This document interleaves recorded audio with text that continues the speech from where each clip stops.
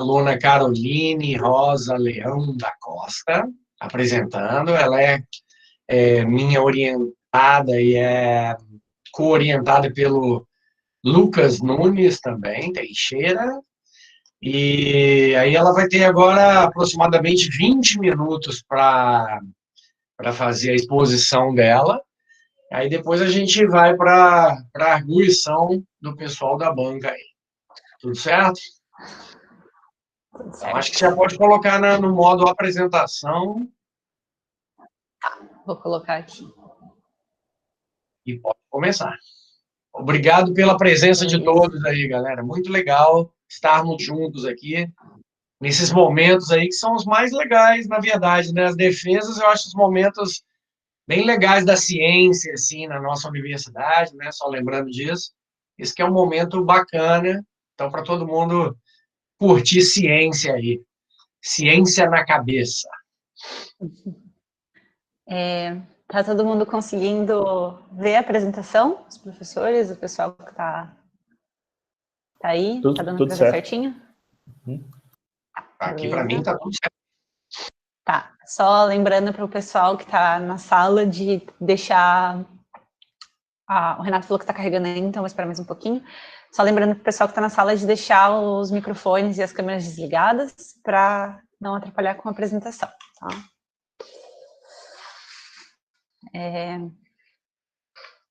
Renato, quando aparecer aí para você... Aí, tá. O professor Renato já apareceu. Então tá bom. Gente, eu vou começar a minha apresentação. O meu projeto foi intitulado Comportamento Alimentar e Dieta do Peixe Abodéphdus saxatile nos recifes do sudoeste do Atlântico. Ele foi orientado pelo professor Dr. Sérgio Flutter e co-orientado pelo Dr. Lucas Nunes. Vou começar falando um pouquinho sobre a teoria do forrageamento ótimo. Essa teoria, ela prediz a relação entre a energia adquirida através da obtenção de recursos alimentares e os gastos energéticos que são necessários para se obter esses recursos, sendo que os animais, eles desenvolvem estratégias comportamentais para otimizar o forrageamento e minimizar os custos energéticos para a obtenção de recursos alimentares. Sendo que essas estratégias, elas são baseadas em aspectos como, por exemplo, a dieta, o espaço físico de forrageamento, o período do dia e a massa e o tamanho corporal desses indivíduos. E a dieta e o período do dia são diretamente relacionados, principalmente quando se diz respeito a consumidores primários e secundários. Isso porque produtores primários, eles são conhecidos por alterar a qualidade nutricional deles ao longo do dia e afeta, então, o período ótimo de forrageamento desses consumidores. Sendo que indivíduos que têm uma alta plasticidade alimentar, ou seja, conseguem utilizar os recursos de acordo com a disponibilidade deles no ambiente, conseguem otimizar melhor suas estratégias de forrageamento. Além disso, nós temos, já foi relatado em trabalhos anteriores, um aumento na taxa de forrageamento de peixes herbívoros e onívoros em recifes da Polinésia Francesa e na Austrália, e que está relacionado com o aumento da qualidade nutricional de algas. Como eu falei da questão da plasticidade alimentar, nós temos, dentre essas espécies, os peixes onívoros, que são peixes que são capazes de se alimentar de mais de um nível trófico, e para espécies marinhas isso necessariamente inclui algas e presas animais. Esses peixes, eles compõem cerca de 30% dos peixes de recifes, e por conta dessa alta abundância, estudos de ecologia alimentar dessas espécies, eles são importantes para entender o fluxo energético em recifes e a ecologia trófica desses ambientes. Dentre os peixes onívoros, nós temos o peixe Abodéphdus saxatile, esse peixe representado nessas 4 fotos. Ele é um peixe caracterizado por essas listras verticais e pretas e por um dorso verde amarelado. Além disso, o cuidado parental dessa espécie é indicado por um dimorfismo sexual, e é representado por essa foto no canto inferior da tela. Os machos em cuidado parental tendem a ser mais azulados. Essa espécie ela é caracterizada como uma espécie onívora oportunista, e ela pertence à família Pomacentridae, que é uma família dos peixes donzela, e ela é uma família estudada para estudos de ecologia alimentar por conta da sua importância como consumidores primários e secundários. Além disso, esse peixe ele é amplamente distribuído nos recifes do Oceano Atlântico, e apesar dessa alta distribuição, pouco se sabe sobre a sua dieta e o seu comportamento. Um estudo que foi realizado em 2008 por Dubiaski, Silva e Massunara na região de Bombinhas, ele caracterizou a dieta dessa espécie como sendo uma dieta composta principalmente por algas e por invertebrados, E, além disso, o canibalismo de ovos é um comportamento comum da espécie, principalmente em machos em cuidado parental, que é esse indivíduo azulado. Isso porque esses machos, eles tendem a gastar a sua energia no cuidado com a desova e acabam por se alimentar de ovos para repor os gastos energéticos. Tendo em vista essa escassez de recursos, de estudos da ecologia alimentar dessa espécie, o objetivo do meu trabalho foi quantificar a periodicidade de forrageamento e a dieta do peixe Abodephodus saxatilis em 2 recifes brasileiros, para avaliar as possíveis variações diárias no hábito alimentar dessa espécie. Esse trabalho ele foi composto por 4 objetivos específicos, sendo eles identificar as variações na preferência de substrato de forrageio da espécie entre os diferentes horários do dia nos 2 locais estudados, avaliar se há uma diferença no uso de substrato de forrageio entre as diferentes classes de tamanho da espécie, qualificar e quantificar a dieta da espécie nos 2 locais estudados e investigar se essa dieta vai refletir os padrões de comportamento alimentar da espécie. Para responder os objetivos, nós fizemos 3 perguntas. A primeira é se a preferência por um determinado substrato de forrageamento vai variar de acordo com o período do dia. A nossa hipótese é de que a espécie ela vai forragear principalmente no substrato planctônico, mas que vai aumentar o forrageamento no substrato bentônico a partir do meio-dia. A segunda pergunta é se as preferências por forrageamento por um substrato vão variar de acordo com a ontogenia. A hipótese é que indivíduos menores vão forragear mais na coluna d'água e indivíduos maiores vão tender a forragear mais no substrato bentônico. E a terceira e última pergunta é se a dieta vai refletir os padrões de comportamento. E a nossa hipótese é que a dieta vai refletir os padrões de comportamento com a espécie se alimentando principalmente no substrato planctônico, na coluna d'água. Bom, esse estudo ele foi realizado em 2 locais, sendo eles Arraial do Cabo, que é representado pelo losango vermelho, e Santa Catarina, representada pelo losango amarelo. As amostragens elas foram feitas em recifes rasos, com menos de 3 metros de profundidade, e ocorreram entre as 8 e 5 horas da tarde. Na amostragem, um mergulhador utilizando o snorkel, ele seguiu um caminho retilíneo com o objetivo de evitar a reamostragem, e ao identificar um indivíduo da espécie, ele seguia esse indivíduo por 1 minuto ou até que o indivíduo realizasse a primeira mordida.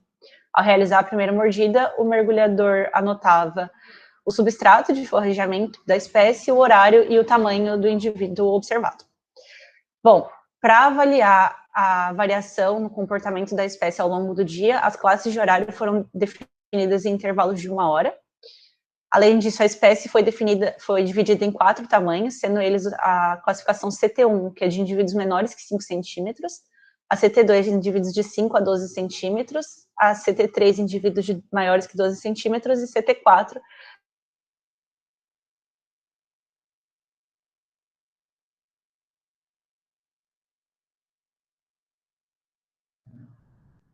tá todo mundo me ouvindo? Voltou. Desculpa, gente. Eu vou falar esse slide, então, novamente. Bom, os indivíduos eles foram divididos em 4 classes de tamanho, como eu estava dizendo, para avaliar a ontogenia da espécie. Essas 4 classes foram indivíduos menores que 5 centímetros, então a CT1, indivíduos entre 5 e 12 centímetros, que é a classe CT2, indivíduos maiores que 12 centímetros, a classe CT3, e machos em cuidado parental maiores que 12 centímetros, que é a classe CT4. Além disso, a coluna d'água foi dividida em 2 compartimentos, 2 substratos, sendo elas a coluna d'água próxima à superfície, então maior que 50 centímetros do fundo, e a coluna d'água menor que 50 centímetros do fundo, então mais próxima ao substrato bentônico. Além disso, nós notamos todos os substratos bentônicos que a espécie foi vista forrageando, como, por exemplo, matriz algal epilítica, o sargassum, alga calcária e palitoa. Em relação à dieta, 5 estômagos da espécie foram coletados em Arraial do Cabo e em Santa Catarina e foram fixados com formaldeído, com o objetivo de parar qualquer ação enzimática. Eles foram analisados com microscópio até o menor nível taxonômico possível e materiais amorfos com uma estrutura, com presença de mais de uma estrutura celular, que pudessem identificar mais de um item, foram identificados como matéria orgânica digerida, e itens que não puderam ser classificados foram determinados como indeterminados.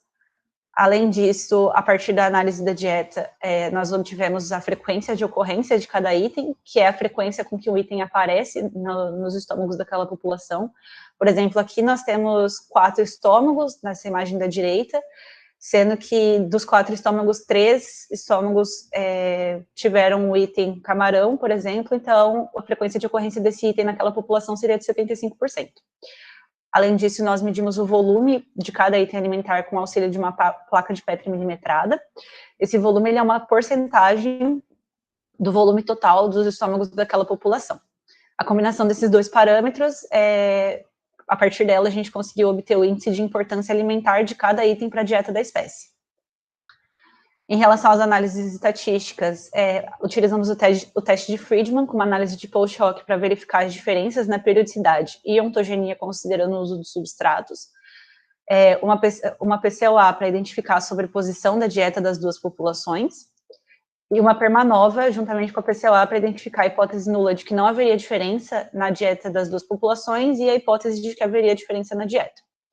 Além disso, calculamos o índice de Pianka para quantificar a sobreposição da dieta das duas populações e um modelo nulo para verificar se o índice de Pianka observado ele é equivalente ao esperado em 999 reamostragens. Todas essas análises foram realizadas utilizando o R, e os gráficos e figuras foram organizados com auxílio do Photoshop do Adobe Illustrator. Bom, em relação aos resultados, o eixo Y, ele representa a proporção de indivíduos em cada classe de horário, então indo de 0 a 100.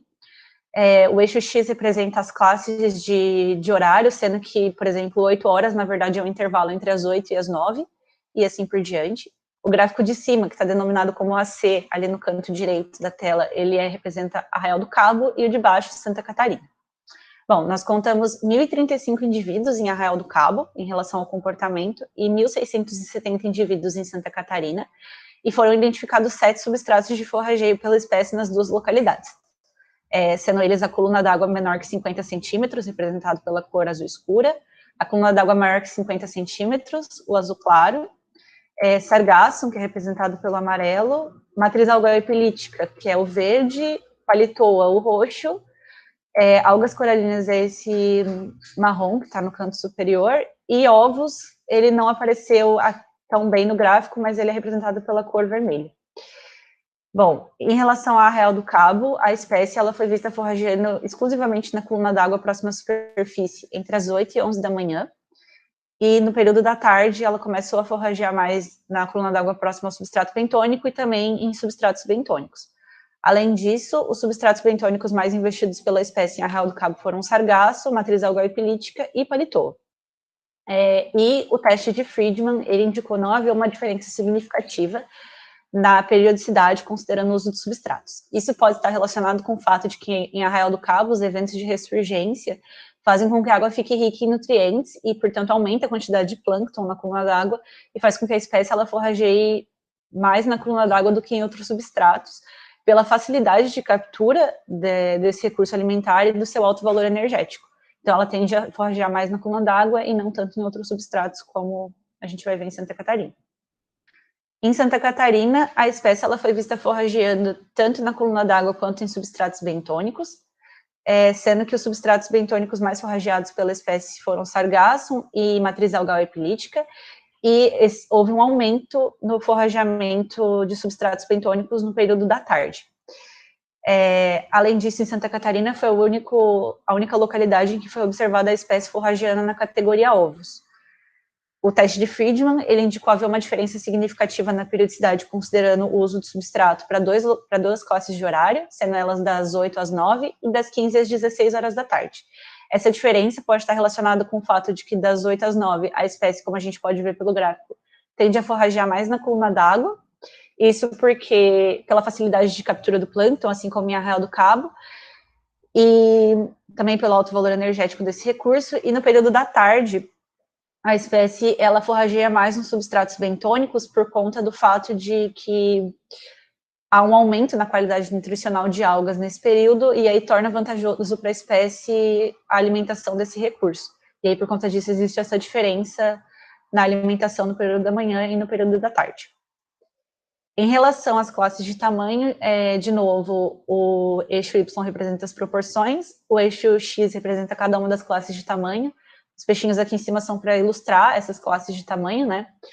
Além disso, o gráfico de cima representa Arraial do Cabo e o de baixo Santa Catarina.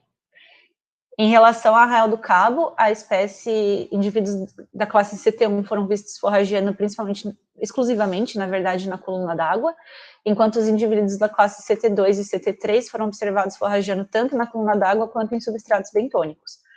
O teste de Friedman em Arraial do Cabo também indicou não haver nenhuma diferença significativa na ontogenia, considerando o uso de substratos, e em Arraial do Cabo nós não observamos indivíduos da classe CT4, então de machos em cuidado parental. Em Santa Catarina, foi a única localidade em que se apareceu indivíduos forrageando na categoria ovos, como já dito anteriormente, e somente indivíduos da classe CT4 foram observados forrageando nessa categoria. Além disso, em Santa Catarina, todas as classes de tamanho foram vistas forrageando tanto na coluna d'água quanto nos substratos bentônicos. E o teste de Friedman indicou haver uma diferença significativa na ontogenia, considerando os substratos utilizados, entre duas classes, sendo elas os indivíduos CT2, da classe CT2, então indivíduos entre 5 e 12 centímetros, e indivíduos machos em cuidado parental. Essa diferença ela pode estar relacionada com o fato de que machos em cuidado parental foram os únicos da espécie observados forrageando na categoria ovos. Como dito anteriormente, eles têm esse padrão de comportamento para repor os gastos energéticos do cuidado com a desova, enquanto indivíduos das outras classes não foram observados forrageando nessa categoria. Além disso, o fato de termos observado todas as classes de tamanho forrageando tanto na coluna d'água quanto em substratos bentônicos indica que essa espécie é uma espécie onívora ao longo de toda a vida dela e não somente na fase adulta. Em relação à dieta da espécie, o eixo Y representa os itens alimentares, o eixo X a porcentagem em volume, o gráfico da esquerda é Arraial do Cabo e da direita Santa Catarina, e a informação mais importante para esse gráfico são os losangos pretos, que representam o índice de importância alimentar de cada item para a dieta da espécie. Bom, em relação à dieta, o item algas, ele possui uma alta importância alimentar nos dois locais estudados, então tanto em Arraial do Cabo quanto em Santa Catarina. Isso pode ser relacionado com o fato de que algas, ele é um recurso de difícil digestão, e, portanto, ela permanece por mais tempo no estômago e em maior volume, o que faz com que esse item ele tenha um alto valor de importância alimentar para a dieta da espécie. Além disso, detritos foi o item de maior importância alimentar para a espécie também nos dois locais. Como a gente pode ver, a linha tracejada, todos os itens estão à esquerda dela, então realmente indica que detrito é o item de maior importância. Está relacionado com o fato de que detrito ele é um item de fácil aquisição e alto valor energético, e ele corrobora o padrão de comportamento da espécie nos dois locais. Isso porque esse recurso ele é encontrado tanto no substrato bentônico quanto na coluna d'água, e a espécie foi vista forrageando nesses dois compartimentos, sendo que no substrato bentônico ele é mais presente na matriz algal epilítica, que foi o substrato de maior forrageio pela espécie nos dois locais, então tanto em Arraial do Cabo quanto em Santa Catarina. Além disso, o item copépodes, ele teve um baixo valor de importância alimentar, porque esse item, ele é um item de fácil digestão, então ele não permanece por muito tempo no estômago da espécie. Isso pode ter levado a uma dificuldade no cálculo de importância dele, porque como a gente observou nos padrões de comportamento da espécie, ela é vista forrageando principalmente na coluna d'água, tanto em Arraial do Cabo quanto em Santa Catarina, que pode indicar que ele está se alimentando desse item, mas a gente não está observando ele nos estômagos. Além disso, poliqueta, anfípoda, biválvia e ovos possuíram baixo valor de importância alimentar, o que indica que esses itens eles são itens complementares para a dieta da espécie, nas duas localidades, e a partir desse gráfico a gente pode observar também que a dieta da espécie nos dois locais ela é extremamente parecida, apesar desse peixe ser um peixe onívoro e oportunista, tanto em proporções quanto em itens encontrados, a dieta ela nos dois locais é bem parecida. Além disso, em relação à PCOA e ao índice de Pianka, a gente conseguiu identificar uma alta sobreposição da dieta das duas populações. O índice de Pianka, ele deu um valor bem próximo a 1, que indica essa sobreposição alta, de 0,83. E, apesar disso, a gente conseguiu observar que o nicho alimentar da espécie em Santa Catarina é maior do que o de Arraial do Cabo, possivelmente pelo aparecimento de itens como códium e biválvia na dieta de Santa Catarina, que não foram observados em Arraial do Cabo e que aumentam um pouco esse nicho alimentar da espécie. Além disso, a gente conseguiu observar nesse trabalho que a espécie ela tem essa plasticidade alimentar porque ela se alimentou de itens, apesar da proporção ser parecida, em itens um pouco diferentes em Santa Catarina. Além disso, a análise da dieta, ela corroborou a classificação da espécie como uma espécie onívora, uma vez que a gente encontrou itens de diversos níveis tróficos na dieta dela. O modelo nulo, ele indicou que o nosso índice de Pianka calculado de 0,83, que é representado por essa linha vermelha, ele está dentro do intervalo de confiança do modelo, que é representado pelas linhas tracejadas.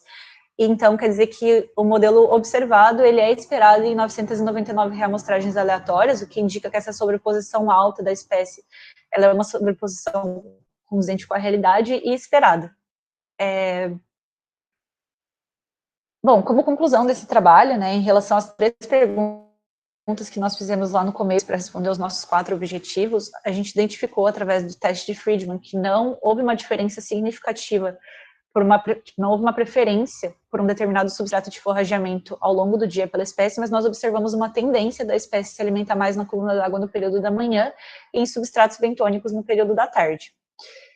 Além disso, também observamos, a partir do teste de Friedman, que não houve uma preferência de substrato de acordo com a ontogenia, e isso corrobora a classificação da espécie como onívora, e ela é onívora ao longo de toda a sua vida. E a dieta, ela realmente refletiu o padrão de comportamento da espécie, uma vez que nós encontramos itens tanto do substrato bentônico quanto da coluna d'água nos estômagos, e o comportamento corroborou esse padrão. Além disso, esse trabalho ele demonstrou a importância de análises compostas, então, utilizando a dieta e o comportamento para analisar a ecologia alimentar de espécies, só que para trabalhos futuros seria interessante analisarmos 3 níveis tróficos, como a dieta, o comportamento e a assimilação de nutrientes, para essa análise de ecologia alimentar, porque tem itens que acabam sendo subamostrados na hora de fazer a análise da dieta, como a gente está supondo que é o caso de copépodes. Além disso, seria interessante avaliar a dieta dessa espécie em mais locais para verificar se essas características de comportamento e da dieta, elas se mantêm ou se em locais com características físicas elas seriam diferentes. Já existem alguns trabalhos de dieta desse peixe em alguns locais do Atlântico. Em 1967, Randall, ele classificou a dieta da espécie no Caribe como sendo uma dieta composta principalmente por anfípodas, Dubiaski, Silva e Massunari em 2008, e esse trabalho que eu estou apresentando hoje, classificaram a dieta da espécie como composta principalmente por algas e por invertebrados. Então, a gente já vê algumas certas diferenças, e nós estamos conduzindo um trabalho da dieta desse peixe na Ilha da Trindade, e lá está sendo possível observar que a dieta dele é composta principalmente por copépodas. Então, seria interessante avaliar em mais locais para ver como ele se comporta ao longo do Atlântico. Bom, é isso. Eu queria agradecer o LBMM, a UFSC, todas as pessoas que participaram. Meu namorado não está aqui, porque ele não tira fotos, mas queria agradecer ele também. E é isso, gente. Muito obrigada por estarem aqui presentes na apresentação do meu TCC. Ok. Obrigado, Carol, pela apresentação. Tudo dentro do tempo aqui, certinho. Beleza pura. Então, acho que sem mais delongas, a gente pode ir para o primeiro avaliador. Então, entre Renato e Bruno aí, querem ir por ordem alfabética, querem ir por ordem de tamanho, como é que vai ser, Renatão? Ordem de tamanho é ótimo. Vamos por ordem alfabética, então, começar com o Bruno. Pode ser? Pode. Quer dizer, acho que por mim pode, não sei se o Renato autoriza aí. Diz aí, Renatão. Acho que ele está com problema com a internet também, né? Bom, aqui eu também estou com problema de barulho, então se de repente tiver uma batida, porque sempre existe, tem todo o tempo do mundo para fazer reforma, né? Mas eles querem fazer reforma exatamente quando tem aula síncrona ou quando tem uma quando tem defesa. Mas enfim, vamos lá, assim mesmo. Bem, Carol, pode chamar de Carol, né? Tá. Bem, Carol, obrigado então por ter me convidado, né, para participar da banca. Não só a Carol, o Sérgio, também agradecer o Lucas, né, pela confiança em que eu possa desempenhar uma avaliação, tanto saber te avaliar quanto graduanda, né, que gera uma cientista, uma pesquisadora que gera um produto, como também contribuir na medida do possível com a própria formação e com essa pesquisa em si, né? Então, vamos começar pela primeira coisa, que é a apresentação, muito legal. Eu vejo muitas coisas que eu vi na apresentação do Lucas também, né? Então, uma apresentação muito bonita, muito clara. Então, eu gostei, tem muita figura, ao invés de ter texto, isso é muito bom. Você também fala muito bem, então isso já demonstra que... Eu vou até te perguntar daqui a pouco, mas é possível que uma parte do projeto não tenha sido exatamente elaborado por você, ou feito por você, não sei, a gente pode conversar daqui a pouco. Por exemplo, a coleta do sargentinho lá no ambiente aquático, provavelmente pode ter sido de outra pessoa que fez a coleta. Mas, de qualquer maneira, você mostra o conhecimento que fez parte do projeto desde o começo até o final. Então, isso é interessante, porque às vezes você chega na metade do projeto, ou faz uma parte considerável do projeto, mas você perde a noção do todo, né? Isso não ocorreu contigo. Então, parabéns por isso, ficou muito boa a apresentação. E o que eu mais gostei na apresentação foi que no final, na conclusão, você retomou as perguntas, que foi uma coisa que eu senti muita falta no texto. No texto você tem a pergunta lá, ótimo artifício da redação, colocar a pergunta, acho que é bem legal. E ainda mais que você fez pergunta e colocou uma hipótese depois, né? Ou seja, uma possível explicação para o padrão que você vai encontrar. Mas ela não ficou tão bem encaixada no texto, né? Isso, exatamente porque você não retoma ela na análise estatística e não retoma ela na conclusão. Então, quando você colocou aqui na apresentação, eu acho que eu me senti super contemplado. Eu falei assim, era isso que eu queria no texto, né? E eu imagino até que você pode ter pensado que tenha colocado, mas assim, de forma muito clara, não. Como que é colocar de forma clara? É assim, ó, faz Ctrl+C na pergunta, coloca Ctrl+V na conclusão, e aí, obviamente, você vai... Isso não para copiar e colar, tá? É só para você, tipo, tá, agora eu vou responder essa pergunta aqui. Daí você responde a pergunta e apaga ela. Uhum. Então, aí você deixa muito claramente a pergunta respondida, e isso eu senti falta no texto. Mas tá, acho que você queria falar sobre a parte que você participou do projeto, né? Não sei se... Ou não. Como assim? Porque eu estava comentando, né, que pode ser que você não tenha participado de todas as partes do projeto. Não, o padrão de comportamento aqui em Santa Catarina, por exemplo, foi um projeto que eu acho que o professor Renato até participou da banca, do Floyd. Ele começou esse trabalho há muito tempo atrás, e aí a gente resolveu terminar ele. O comportamento de Arraial do Cabo, eu participei da amostragem, e os estômagos, quem coletou foi o Lucas. Mas algumas coisas já existiam aqui no Lab, já era uma coisa que a gente queria fazer há um bom tempo, e acabou coincidindo de conseguir juntar tudo para fazer o TCC. Então, realmente, não participei de todas as etapas de amostragem, assim, desse trabalho. Eu participei só de algumas partes. Mas isso é normal, ainda mais na graduação, né, que você tem... Você não tem só essa disciplina de TCC, você tem um monte de outras disciplinas, então é normal. Mas que bom que você tem conhecimento, você se preparou para mostrar como se você tivesse feito do começo ao fim. Então, ninguém pode te desabonar por isso, né? Dizer que você não...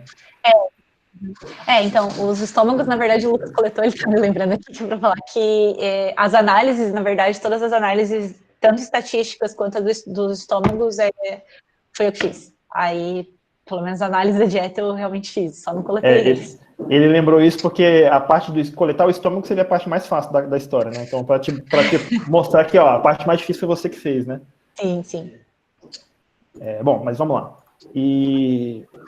Então, Carol, no geral, o trabalho de conclusão do curso que você escreveu, ele é muito bom. Eu tinha escrito isso porque eu participei do parecer, né, que dá antes do TCC, e foi interessante porque eu li teu trabalho de novo e depois eu voltei para o meu parecer. E eu tive a mesma impressão que eu tive da outra vez, ou seja, um tempo atrás, eu tive agora. Ou seja, tudo de positivo que eu vi novamente, e algumas coisinhas que eu tinha comentado, eu acabei vendo de novo, né? Mas, enfim, é detalhe e coisa de escrita. Eu não sei se no curso de oceanografia vocês têm uma disciplina de redação científica ou de escrita científica. Tem? Tem a disciplina de metodologia, na oitava fase, na disciplina de metodologia, mas não de escrita propriamente dita. Assim. Metodologia faz parte, mas, enfim, bom, pelo menos quando eu fiz a minha época de graduação, muito tempo atrás, era um professor da área de humanas que dava, então, é bem distante da nossa prática mesmo, né, de vivência de pesquisa. A teoria é muito boa, mas a vivência mesmo é um pouco diferente. Mas, enfim, então, primeiro, vamos falar do que eu já tinha gostado antes e novamente gostei, né? Então é uma pesquisa que para o nível de graduação é bastante avançado, né? Eu vejo aqui quase um mestrado sendo produzido, então isso é muito bom. Que legal que você fez esse trabalho já na graduação. É um trabalho que tem uma aplicação muito clara, né, para a ecologia desse peixe, dessa espécie. E, enfim, é uma temática super relevante, os estudos são bastante robustos, as análises são muito boas, né?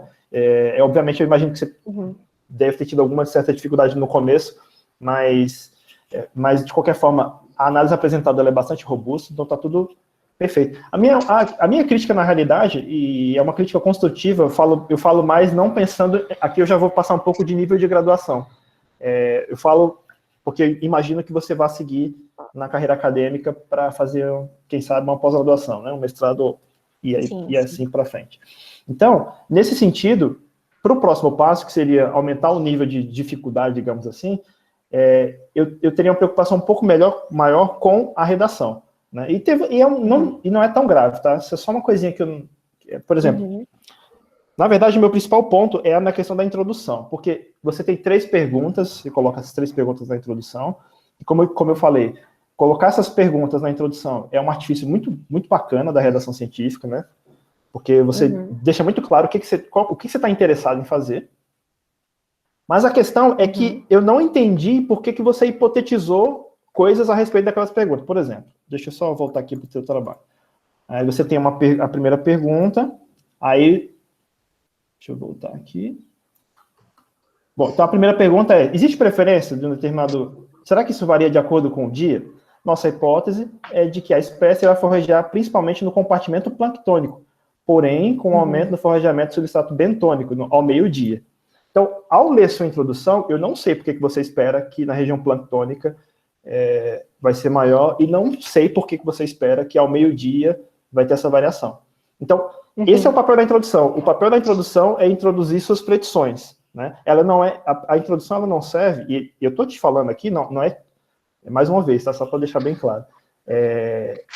Eu adorei tua introdução, ela é muito boa, para o nível de TCC, ou seja, você pode adiantar minha nota para você é 10, mas agora eu estou tentando avançar um pouco já para nível, já estou tentando te avaliar já quase como uma mestranda, né?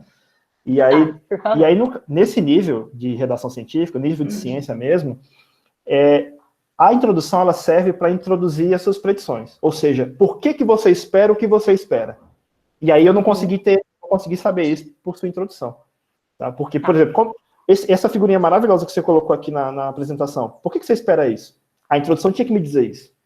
E ela não me disse. Ela me falou sobre forrageamento ótimo, né? Enfim, sobre coisas bastante relevantes, mas não me falou isso daqui.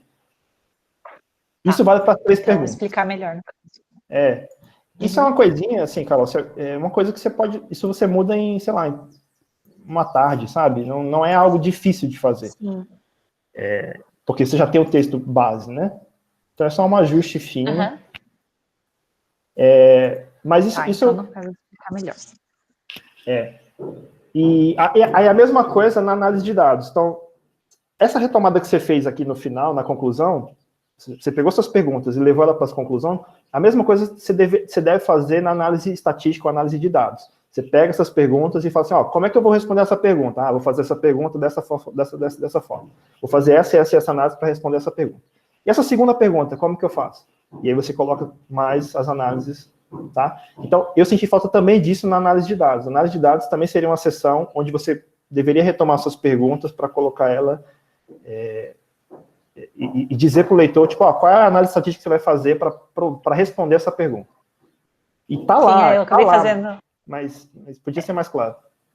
Sim, eu acabei fazendo isso na apresentação, né, de falar sobre análise, e não fiz no texto. Sim, eu sempre defendo que a gente deveria fazer as apresentações antes de entregar o documento, porque na hora que você vai fazer a apresentação, tem um monte de coisa que você descobre. Você fala assim, putz, faz mais sentido, por exemplo... Na apresentação, você sabe que forrageamento ótimo tem tudo a ver com o seu tema, mas que você não deve ir muito longe nesse tema. Tanto que você usou um slide. Mesma coisa seria no texto. Então, no texto, você não precisa falar 2 parágrafos sobre isso. Metade de um parágrafo resolve. Né? Então, por isso que eu defendo que as pessoas façam a apresentação e aí já... A pessoa mesmo já se toca. Acho que isso daqui tem que ser primeiro, isso daqui tem que ser depois. Né? Bom, Tá. mas então essa seria, assim, a minha principal ponto, e foi um ponto, isso que foi curioso, né? Foi um ponto que eu tinha colocado lá na avaliação. Eu falei assim, ó, texto, projeto maravilhoso, tem sessão, nível de mestrado, mesma coisa que eu pensei de novo. Mas as perguntas não estão bem introduzidas, né? E... Bom, mas eu sei, imagina, tem milhões de coisas, eu só querendo dizer, não é para dizer assim, não é para dizer assim, ó, você não fez o que eu te falei, não é isso. É para dizer assim, eu, em 2 momentos, de maneira independente, sem... Né? Então, 2 vezes que eu li o texto, eu tive a mesma impressão. Então, tudo bem, existe o viés que é a mesma pessoa avaliando as 2 vezes, né? Mas, de qualquer maneira, foi 2 vezes que eu senti isso, então pode ser que não seja só uma sensação, né? Então tá. Então, esse seria o ponto assim, mais importante que eu falo em termos de texto mesmo, tá? Tá. Tem umas outras coisinhas que eu queria ver, mas é bem detalhe mesmo. Por exemplo,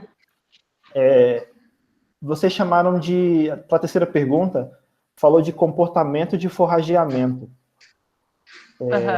Ou ainda de padrões de comportamento. Eu acho que padrão de comportamento é algo tão genérico, né, que vale para tanta coisa. A mesma coisa para comportamento de forrageamento, né? Então você pode ter, por exemplo, a aproximação à presa é um comportamento de forrageamento. Taxa de ataque é um comportamento de forrageamento. E assim vai, tá? Então tem muitas características, né, que no inglês chamaria de traços. Tem muitos traços esse comportamento, tem muitas formas de ser avaliadas, né? E na verdade, o que eu percebo que vocês analisaram é o padrão do uso do aptat. Ou seja, ela é mais platônica, é mais bentônica, está na meia, né? Enfim. Então, eu não chamaria de comportamento de forjamento, nem de padrões de comportamento, eu chamaria de padrão do uso do aptat. Ou simplesmente o uso do aptat.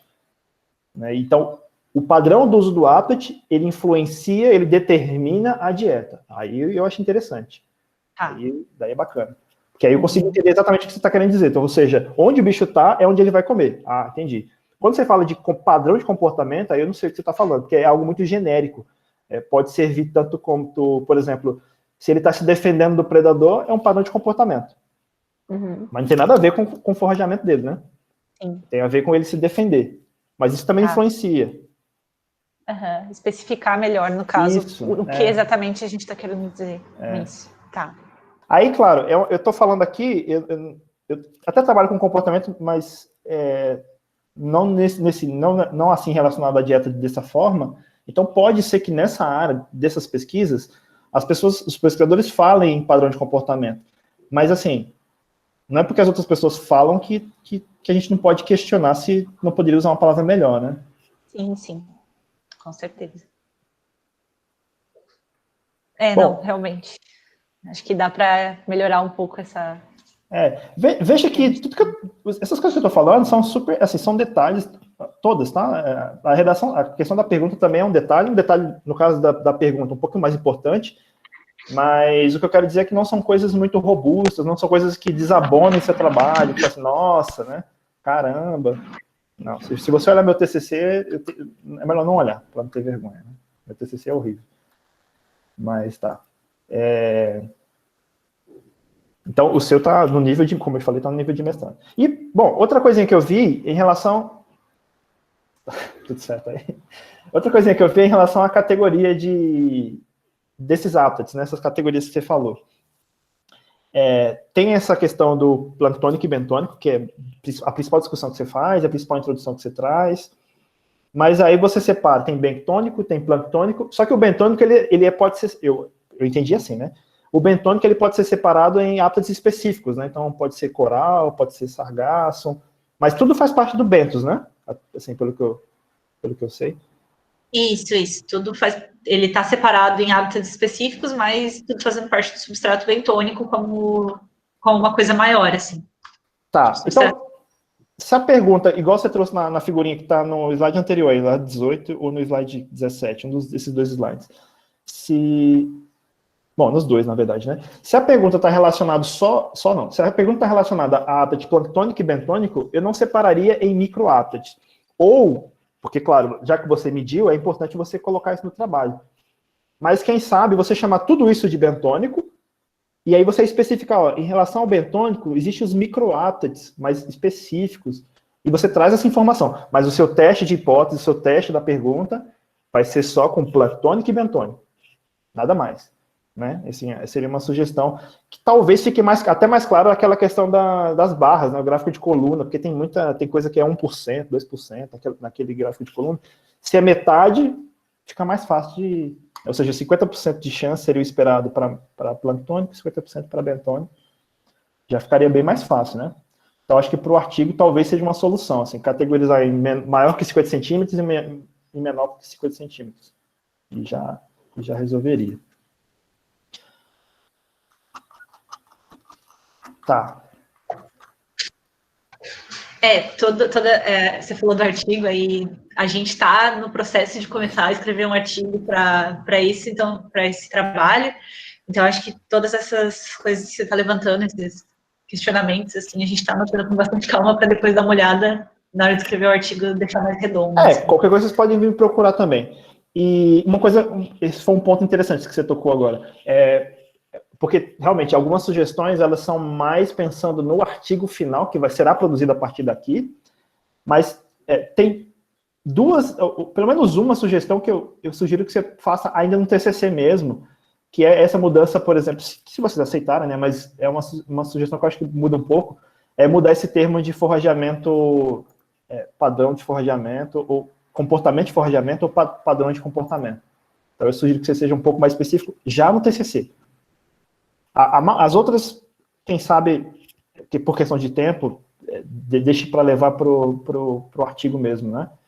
Mas essa questão eu acho que porque assim, os TCCs eles são lidos, né? ficam depositados na UFSC, e tem estudantes que vão trabalhar com isso mais para frente e vão acabar, eles começam lendo o TCC para aprender sobre a temática, né? Então, quem sabe ele já aprenda com um nome específico, sabendo, né? Acho que vai ficar melhor para eles também. E vai te ajudar muito para o artigo, né?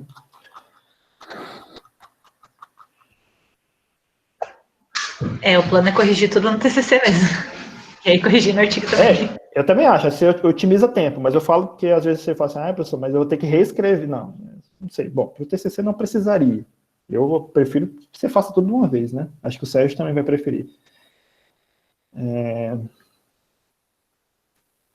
Tanto que lá eu até recoloquei essa sugestão na discussão, porque na discussão você vai falando assim, porque em Santa Catarina, depois do meio-dia, antes do meio-dia. Então, essa separação.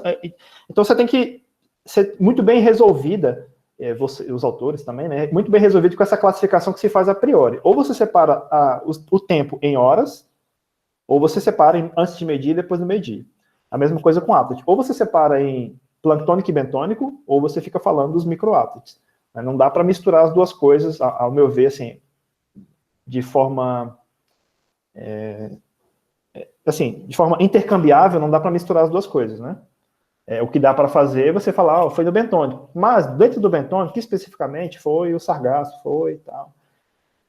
Então, eu acho que vai te ajudar bastante, assim, no texto, essas pequenas mudanças, tá? E aí, ao longo do texto, eu vou te entregar aqui o documento, e ao longo do texto eu já fiz algumas mudanças, assim, apontando onde eu acho que poderia mudar, né? Uma coisa interessante, uma dúvida que eu tive, que eu só entendi no final, só entendi no método, é colocar melhor na introdução essa questão das duas áreas. Né? Porque, por exemplo, por que você fez em Arraial do Cabo e Santa Catarina? Por que você não fez só em Santa Catarina? Ou só em Arraial do Cabo? Por que você fez essas duas áreas? O que te chamava a atenção? Aí, claro, você vai falar dessa questão da ressuspensão, temperatura, corrente marítima, tem algumas questões, mas na introdução não fica claro por que você vai fazer isso em dois locais. Por que você tem réplica não, né? Por que você está comparando população A com população B? Porque você espera alguma variância? Será que... Enfim, o que você acha, né? E isso eu também não consegui pegar, assim. Às vezes está no texto e eu que não entendi, pode ser também, tá? Mas eu acho que não. Não, eu acho que não ficou tão claro por que escolher os dois locais, mas é bem isso que você falou, essa questão de como ela é uma espécie onívora, era analisar se em dois locais, por ser uma espécie que se alimenta de diferentes tipos de recurso, se ia ter essa variação de acordo com algumas características do local. Mas eu acho que não ficou tão claro no texto também.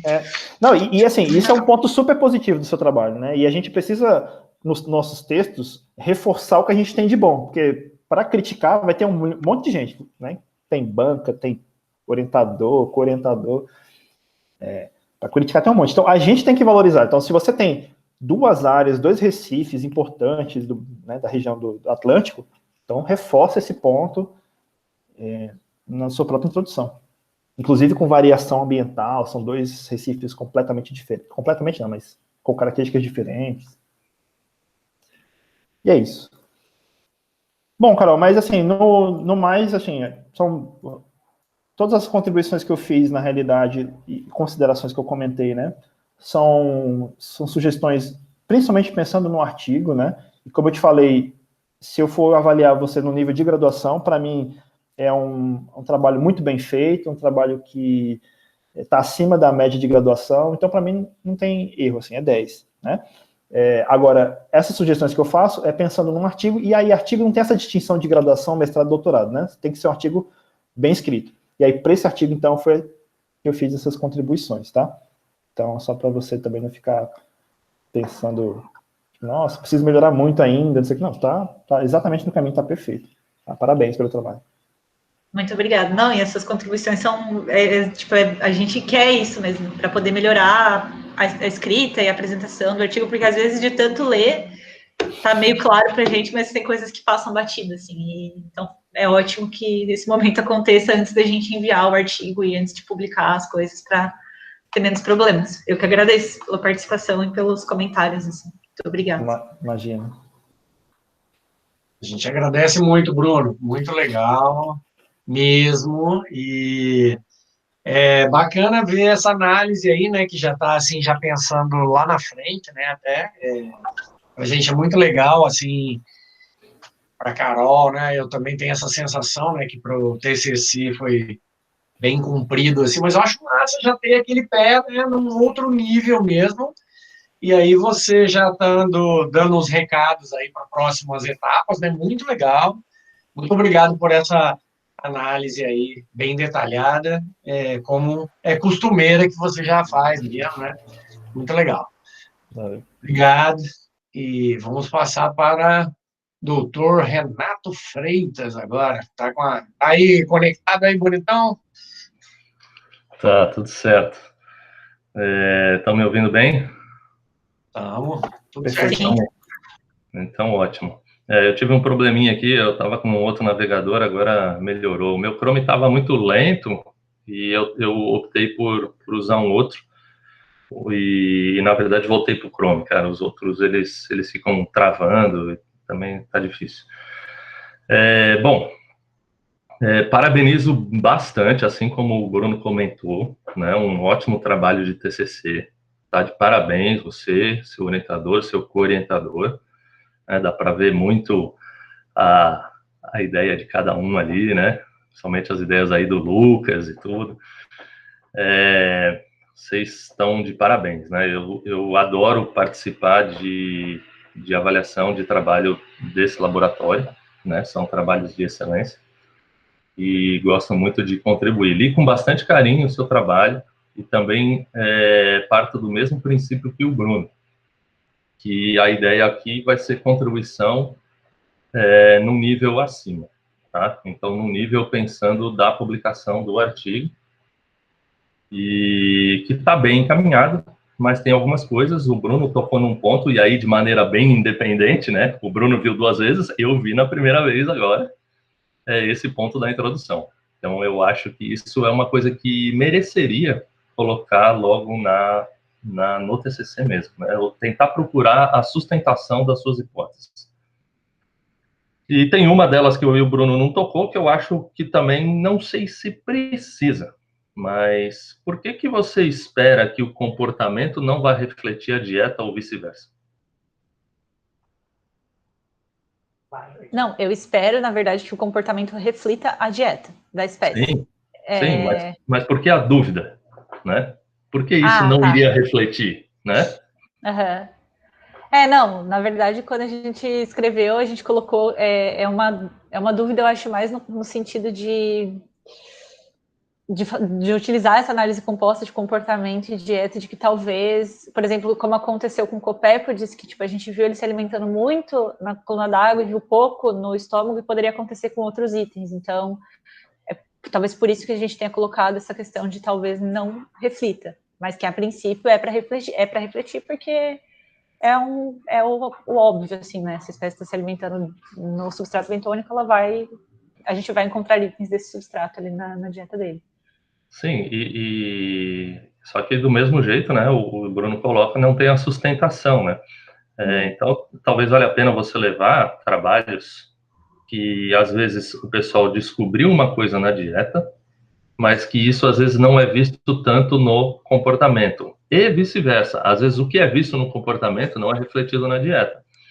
Sim. Por isso que tu tá fazendo essa abordagem com duas coisas, né? Sim, mas pela questão da metodologia mesmo, de como a gente fez a análise de dieta com o estômago, não usou assimilação de nutrientes também, a gente queria entender se isso poderia ou não influenciar. Mas eu percebo que não ficou tão embasado, eu acho, na introdução. Isso, exato, esse é o ponto.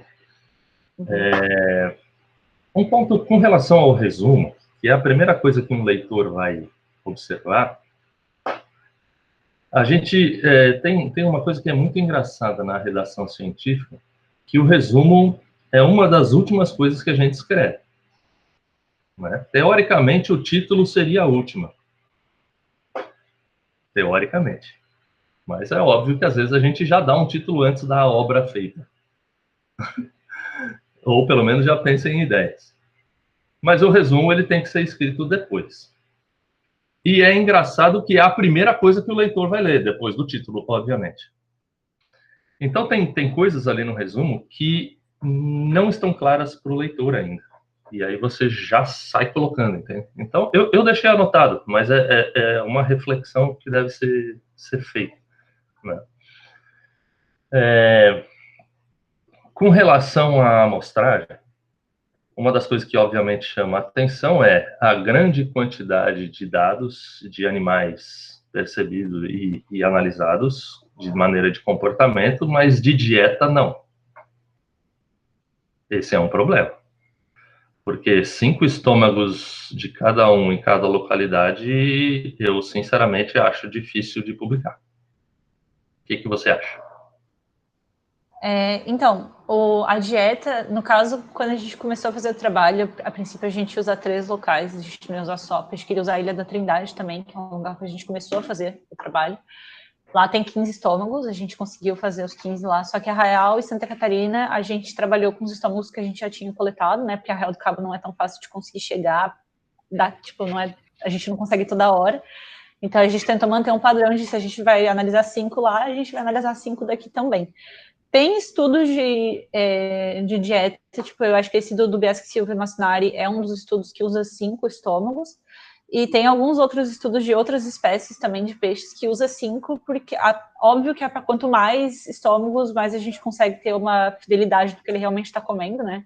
O negócio que eu acho que a partir de 15 estômagos a gente começa a repetir itens, então seria ideal mais que 5 estômagos, com certeza, mas que para uma análise inicial tem estudos que fazem com 5. E aí por isso que a gente acabou utilizando 5, porque como a Arraial do Cabo a gente só tinha 5 estômagos, a gente tentou manter esse padrão aqui para Santa Catarina também, para analisar 5 lá e 20 aqui. Então foi um pouco disso, sim. Mas eu também concordo que se a gente conseguir analisar mais estômagos para uma publicação seria perfeito, porque a gente consegue ter uma amostragem mais verdadeira realmente, porque pode ter item que não está, que está sendo subamostrado pela quantidade de estômagos também. Uhum. Carol, por que 12 centímetros? Essa questão aí tem um trabalho que já classificou os tamanhos para esse peixe como juvenis sendo menores que 5 e adultos sendo maiores que 12. E aí, por conta disso, a gente usou os 12. A gente não quis deixar a classificação em termos de juvenil, adulto e subadulto, mas a gente se baseou num trabalho que já existe que classificou o peixe com esses tamanhos, assim. Legal. Aí, não, eu imaginava isso, mas eu acho que vale a pena colocar lá, né? Porque embora a pessoa classificou, eu acho que não tem ali. Não sei, posso estar enganado. Mas eu acho que vale a pena deixar que isso foi respaldado no estágio, né, do peixe, né? Então, porque assim, alguém classificou, mas qual é né, a base? E por que 50 centímetros? A coluna d'água.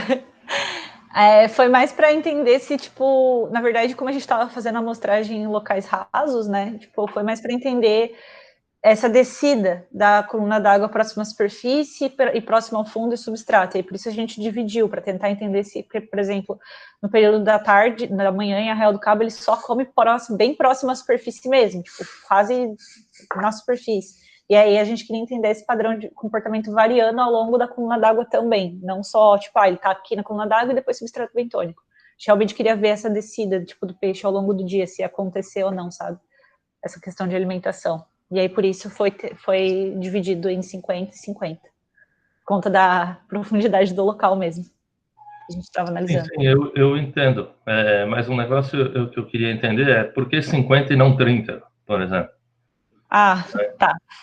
Por que não fazer 3? Entende? Então, assim, parece extremamente arbitrário. É uma coisa que revisor vai pegar na hora do artigo e vai falar assim, mas por que 50? Então, vocês vão ter que procurar isso. Né? Por que 50? Né? Tá. Uma outra coisa com relação à amostragem. Você falou assim, né? O mergulhador ia, observava um peixe, aí viu um sargentinho, seguia. Aí ele comeu, anotou, ia embora, não olhava mais esse indivíduo, ou podia ficar olhando esse indivíduo?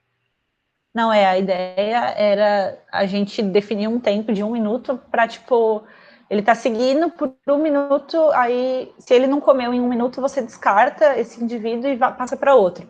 Se dentro de 1 minuto, vamos dizer, estou seguindo ele por 15 segundos, eu vi que ele se alimentou.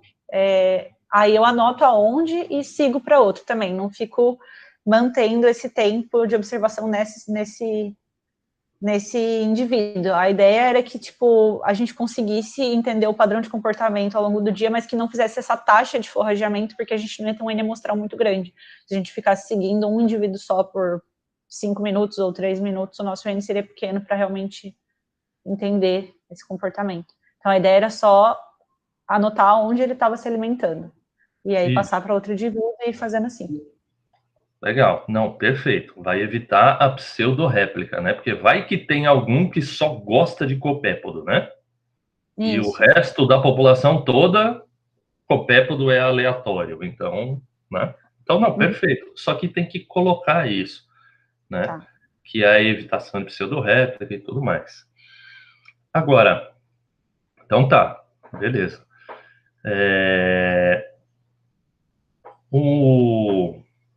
O tipo de amostragem, e depois, se você quiser, eu tenho bastante referência sobre isso. Você fala ali de animal focal, né? O animal focal, eu entendo o que você está fazendo. Você vai, né, olhou um, vai focar nele e depois vai para o próximo e assim por diante.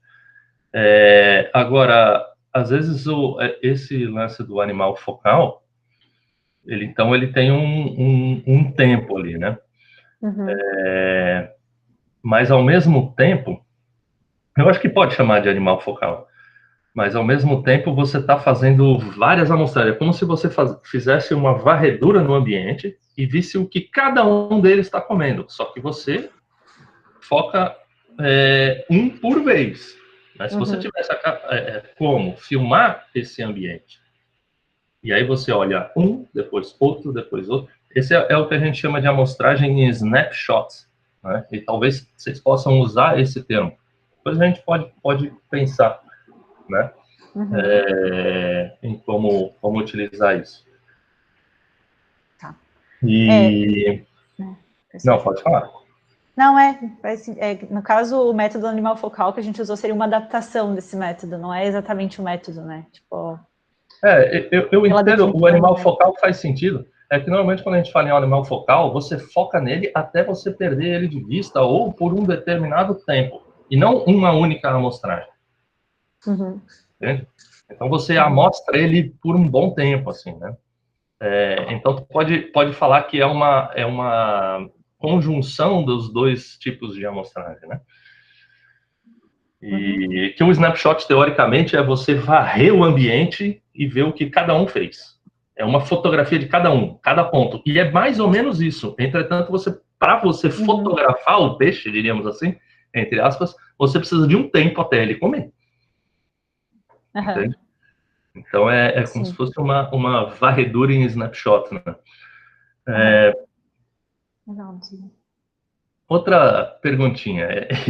Eu nem estou seguindo aqui o que eu estou falando,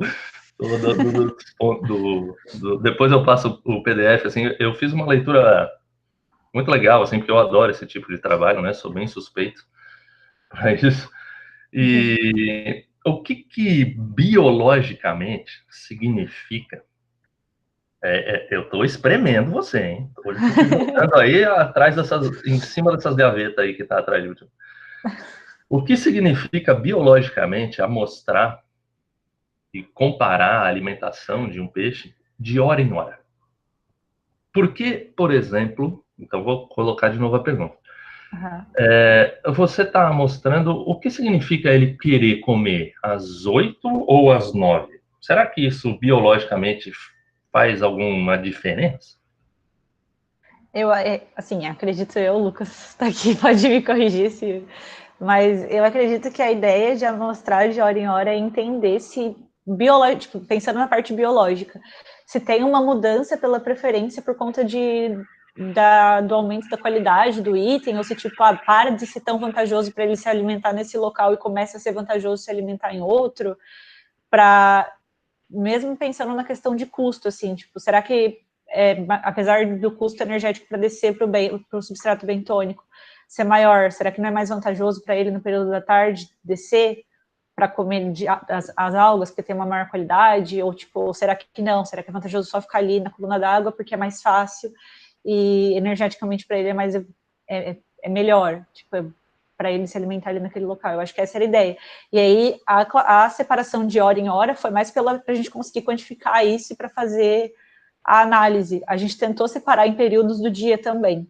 A gente fez a análise das duas formas, tanto de hora em hora, fazendo de 1 em 1 hora do jeito que está ali, quanto manhã e tarde. E a análise ela foi praticamente a mesma das duas formas, não mudou muita coisa. E aí a gente acabou por manter de hora em hora, em vez de fazer em períodos do dia. Legal. Agora, então você falou, tem essa sua imagem aqui que você está projetando, e para mim, assim, embora tenha dado a mesma coisa, que você acabou de falar, a mesma coisa, você acabou de falar para mim, e mostrando nessa figura, que, assim, em termos biológicos, o de hora em hora não faz muita importância. Mas, inclusive respaldado no seu texto sobre o que tem mais, o que agrega mais de energia ou não, é respaldado nos períodos do dia. E que eu dividiria exatamente assim como você dividiu. Em manhã, meio-dia e tarde. Que, inclusive, você diminui o seu erro, né, e o seu desvio, e talvez mostre diferenças, mas você está falando que não deu, né? Não mostrou, o teste, pelo menos assim, o teste não mostrou nenhuma diferença. Tá, mas eu concordo com o Renato, assim, também, porque mostra a hipótese tão clara, assim, em 3 períodos, e porque na hora do resultado não mostra em 3 períodos? Para que querer mostrar em tudo quanto é período? Vamos ter que pensar nisso mesmo. Exato, a gente se perde. Inclusive, quando você mostra, se você quiser até colocar, não nas perguntas, mas lá nos resultados, no gráfico de barras de hora em hora, se você puder colocar ali. A hora que eu olho essas colorações, eu vejo um determinado padrão.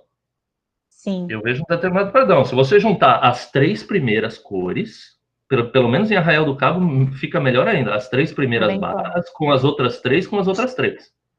Entendeu? Então você faz Igual a gente fez um trabalho com cavalo marinho, depois se você quiser olhar de comportamento de cavalo marinho, e a gente dividiu em 3 períodos. Então a gente chamava de o dawn, né, o dusk e o high light intensity, que seria exatamente nas 3 horas de maior intensidade de luz. Né? Então, será que é porque o cavalo marinho ele é extremamente, né, ele fica muito na superfície, e pelo menos nesse local ele ficava muito na superfície, era mais nesse local não que ele fica, e talvez a gente acreditava que a alta intensidade de luz estava relacionado com a percepção melhor visual da presa, e nos crepúsculos não, né? Nos 2 extremos. E talvez tu possa criar alguma coisa nesse sentido, né? Mas isso depois vocês deem uma olhada. E uma outra coisa que não fica claro, por exemplo, nessa imagem, já que vocês estão comparando proporção de indivíduos, né? Vocês viram vários indivíduos. Mas o que tem que colocar nessa imagem é a quantidade de indivíduos. Então, o seu N amostral, ele teria que estar em cada um, né? Porque ele é praticamente independente, né? Ou ele é independente, né? Teoricamente, a pseudo-réplica seria muito, muito pequena. Então, teria que ter o N, se vocês forem dividir de 3 em 3, né? Por exemplo, o seu N na manhã, o seu N na alta intensidade de luz e o seu N na baixa intensidade de luz, ou na menor, ou nas últimas 3 horas. Então, eu não acho que você deva mudar aqui, eu não sei como é que é a relação de tempo e etc, mas eu acredito que no artigo não faz nenhum sentido, né? Por mais que tenha dado talvez a mesma coisa, mas depois vocês testam de novo, vem outro tipo de abordagem. Eu gosto muito de comparar a proporção de indivíduos por um teste chamado teste de Goodman. Ele é extremamente simples de fazer, eu posso mandar planilha para vocês, a gente usa muito com comportamento. Ele é como se fosse um Q quadrado, mas ele agrupa mais coisas, assim. Não sei, depois eu posso mandar para vocês. Talvez possa pegar essa nuance aí. Esse teste também é o teste G, que o pessoal chama também? O pessoal chama de teste G, mas entretanto eu acho que o G, eles usam a mesma base, assim. Mas eu acho que eu acredito que ele é diferente. Mas não sei. Eu teria que dar uma olhada, né? Eu acho que é o teste de Goodman. Vou dar uma olhadinha nele. E realmente, tipo, quando a gente separou até por período, a gente separou de hora em hora, depois a gente tentou fazer em períodos, mas a gente não separou em 3, a gente separou em 2, né? Período da manhã e período da tarde. Às vezes, tentando dessa forma, talvez dê alguma diferença. Acho que vale bastante a pena dar uma olhada sobre. Não tinha pensado sobre isso. Muito obrigado. Não, legal. Bom, o que eu tinha anotado no meu papelzinho era isso. Eu tenho um monte de coisa aqui que eu até queria comentar. Eu não sei qual é o meu tempo, assim, mas... 20 minutos, meia hora no geral, assim.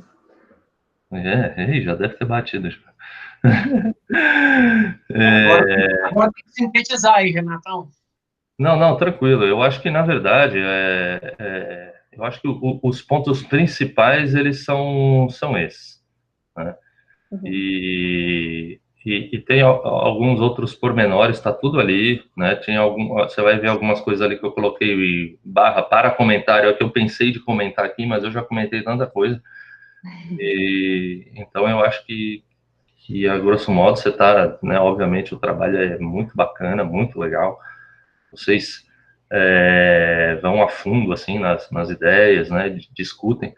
Então, acho que o trabalho tem um grande mérito aí, tá? E concordo plenamente com os pontos levantados pelo Bruno. E uma questão principal, uma das principais também que eu levantei. Vocês colocam ali a amostragem Arraial do Cabo. Arraial do Cabo é uma localidade razoavelmente específica, dentro do estado do Rio de Janeiro. Santa Catarina ficou amplo. Santa Catarina é um monstro, velho. Tá. É um monstro. Então, tudo bem, você pode até comparar essas duas, porque eu imagino que você fez a amostragem no Arvoredo, no Xavier, né, deve ter algumas localidades, Bombinhas, né? Mas não deve fugir muito desses locais, que são os locais de mergulho. Né? Então, acho que vale a pena colocar lá na metodologia que são essas localidades. Mas pode chamar de Santa Catarina, mas é específico. Tá. Uhum. Senão parece que está comparando uma costa inteira de um estado com um lugarzinho pequenininho, né? Então tem que ficar bem claro. Mas eu acho que esses são os principais, tá? Uhum. Então, legal, parabéns. Muito obrigada, Renato. Agradeço muito, Renato. Muito bem pego aí vários detalhezinhos, várias coisas legais, né? E com esse olhar aí de comportamento, né? Comportamental que você já trabalha há muitos anos, né? Muito, muito legal. Sempre dá para aprender coisas e incorporar aqui. Que a gente, com essa abordagem múltipla, assim, né? Tem que tomar cuidado para fazer tudo bem redondo, as duas partes, né? Tem a parte comportamental e a parte do laboratório, né? Então, é legal que cada um tem as suas faces, tem que contrastar uma coisa com outra, mas tem que fazer cada um redondinho e legal, né? Então, muito obrigado por tudo aí. Vou chamar a Fernanda também, que é suplente, mas já para estrear aí, já online, falando com a galera. Pode ser, pode ser. Estão me vendo, me ouvindo? Sim, estamos vendo e ouvindo, manda ver. Beleza, então. Bom, primeira coisa, parabéns, Carol, pelo seu trabalho. Ele já tinha comentado no e-mail, ele tá muito bonito, muito, muito criativo as figuras, muito bem desenhado. A leitura foi muito fácil, eu achei muito fluida. E eu acho que é muito... Nossa, você é uma excelente aluna, assim, porque ver um texto desse para um aluno de graduação, porque eu já li outros TCCs, não muitos, né, obviamente, porque eu ainda não tenho experiência, mas eu já li outros TCCs que tem muita diferença, então é um mérito muito grande, assim, o seu trabalho. Eu vou fazer algumas considerações, várias delas já foram contempladas, né, pelos outros professores. Também fiz algumas sugestões no texto, algumas coisas pequenas, e aí vocês veem se faz sentido ou não, tá? Então, eu vou começar falando aqui sobre o seu resumo, o seu título e as palavras-chave. Uma coisa que eu acho que é interessante você fazer é não repetir palavra-chave que tem no título, né, repetir as palavras que estão no título nas suas palavras-chave, porque quando você vai pesquisar, por exemplo, publicou o artigo e você vai ver lá no Google, você olha, às vezes você procura por palavra-chave, ou você olha no texto e uma coisa que se complementa, né? Então, quando está repetitivo, às vezes não é que perde a graça, né? Mas dá mais graça quando você deixa mais... você não repete, né? Você colocou ecologia alimentar, comportamento, dieta e Abu-Dhabi. Mas o seu título já tem comportamento, tem a palavra alimentar, tem dieta e tem Abu-Dhabi. Então, às vezes, você colocando uma coisa que eu tinha visto até na aula do Bruno, da pós, que às vezes você pode colocar alguma coisa referente ao seu resultado, assim, aquela, não sei se eu posso chamar de periodicidade lá na dieta, ela não é diferente para o sargentinho no Atlântico. Você coloca uma coisa, assim, bem chamativa, ou então, não sei, muda as palavras-chave, algo assim, para chamar mais atenção. Não, muito bem falado isso aí, tanto é que tem journals que nem deixam, né? Tem uma regra mesmo específica, não pode repetir, é simples assim, nem se quiser. Passou batido assim também, mas é bom que você viu, porque senão ia ficar. Acho que é interessante. É um detalhe bem bobo mesmo, só para você padronizar o jeito que você escreveu as referências, por mais normas técnicas mesmo, se eu vou falar para você não esquecer. Eu acho que, assim, só voltando a uma coisa que os professores falaram da tua introdução, eu acho que você poderia falar mais, já foi contemplado isso, poderia falar mais do local aqui do Atlântico Sul, e você poderia, antes de você colocar as suas perguntas, você apresentar a lacuna.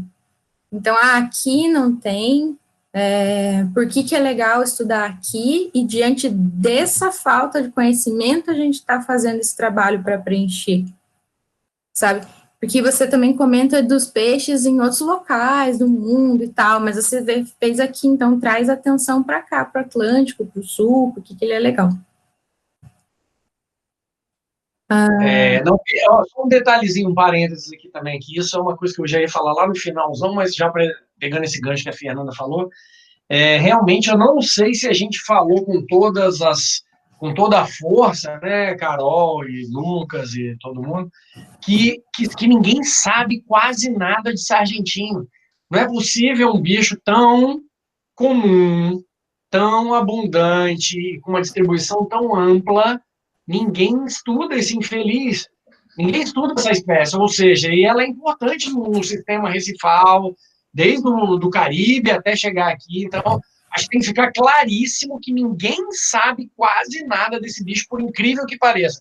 Então, assim, o início já tem que contar essa história. Ó, galera, um bicho que é assim, assim, assado, ó, ninguém sabe nada quase, e agora eu vou desvendar um monte de coisa, não sei o que, apresentar a lacuna bem clara. Gostei, Fernanda, obrigado, que era isso que eu ia falar no final de tudo, mas foi bom que você já levantou. Porque você coloca tem um momento do texto que você escreve mesmo, ele tem uma ampla distribuição, mas o que é ampla distribuição? O que é amplo para você? É o Atlântico inteiro, tudo quanto é Recife, ou é uma parte aqui, sei lá, mais para um hemisfério? Porque amplo depende, né, o que você está falando. E na apresentação ficou super claro, ficou bem bonitinho, você mostrou o mapa, então talvez você escrever isso no texto. Ele é amplo porque vai lá do lado do norte até, sei lá, colocar latitude, ou mesmo o nome de alguma região até aqui embaixo, dá uma noção melhor do quão distribuído ele é. A espécie, né? Sim, sim. Melhorar um pouco.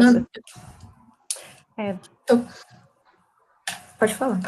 Não. É que eu tô anotando, que senão depois eu passo. Mas vou dar uma olhada nisso aí com calma também, com carinho.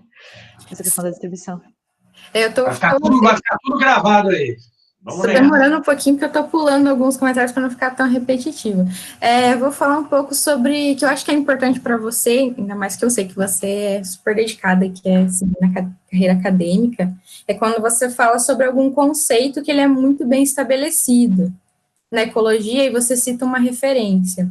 Então, às vezes, por exemplo, tem uma parte lá que você da onivoria. A onivoria é o indivíduo que se alimenta em mais de um nível trófico. Aí, beleza, você coloca uma referência antiga, e aí depois você coloca quase a mesma informação, aí você fala, mas para o ambiente marinho, os animais se alimentam, então, de algas e outro lá nível. Também, ela faz uma referência quase a mesma coisa, não é uma informação tão específica, e a referência que você coloca, ela é super recente. Mas mesmo essa informação, alga e outra coisa, que representam um onívoro, ainda mais que você coloca organismos marinhos, não é uma informação, um ponto tão específico, isso é um conceito muito bem estabelecido, e aí você não cita bem o trabalho que falou isso, né?